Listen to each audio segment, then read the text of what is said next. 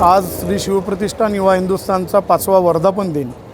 दरवर्षी आम्ही हा वर्धापन दिन खूप मोठ्या उत्साहात साजरा करत असतो।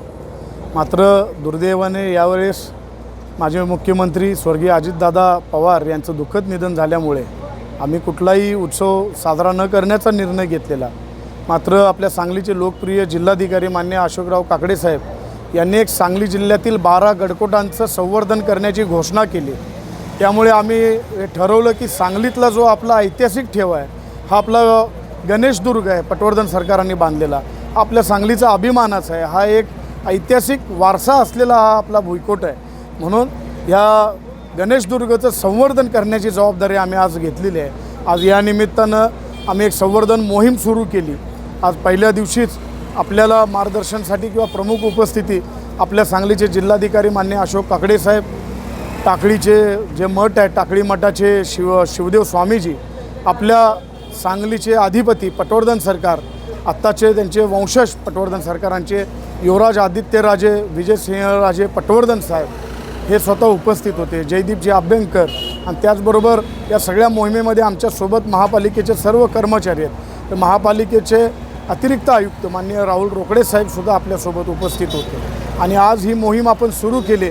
मात्र पुढच्या काही महिने दर आठवड्याला आम्ही एकत्र येऊन या गणेशदुर्गचे संवर्धन आम्ही इथून पुढे करणार आहोत। संस्थापक आमचे खऱ्या अर्थाने प्रेरणा म्हणावे लागतील असे प्रेरणास्थान असलेले नितीन चौगुले साहेब, त्याचबरोबर आज या ह्याच्यासाठी आज आम्ही गणेश बुरुज या ठिकाणी किंवा सांगलीच्या किल्ल्यामध्ये आज आम्ही सर्वांनी स्वच्छता अभियान घेतलेलं आहे। यासाठी विशेष करून उपस्थित असलेले आमचे आदित्यराजेजी पटवर्धन साहेब, त्याचबरोबर महाराज आणि हे सर्व आपण जे सर्वजण आज आहोत। आज आम्ही इथे सांगली किल्ल्यामध्ये स्वच्छता अभियान आणि सांगली किल्ल्याला जुनं वैभव देण्यासाठी आम्ही सर्वजण आज एकत्र आलेलो आहोत। याच्यामध्ये फार मोठ्या प्रमाणामध्ये हा जो गणेश बुरुज आहे आणि हा सांगली किल्ला आहे हा पटवर्धन सरकारांनी जेव्हा बांधलेला आहे त्याचं रक्षण करणे, त्याच्यामध्ये वृद्धी करणे आणि सगळ्यात महत्त्वाचं म्हणजे इथे पर्यटकांना आणून या स्थानिक लोकांचा या निमित्तानं उत्पन्न वाढीसाठी चालना देण्याचा आम्ही आता प्रयत्न करत आहोत। आणि हा प्रयत्न आमचा फक्त 1 दिवसाचा नाही, तो वर्षाचा नाही, तर किमान 10 वर्षाचा राहणार आहे। त्यामुळे आज सर्व शिवप्रतिष्ठानच्या सर्व कार्यकर्त्यांनी आज सकाळी एक शपथ घेतलेली आहे आणि त्या शपथेतून सर्वांनी असं सांगितलेलं आहे की हे व्रत जे छत्रपती शिवाजी महाराजांनी 400 वर्षांपूर्वी सुरू केलं होतं आणि हे राज्य व्हावे ही श्रींची इच्छा आहे।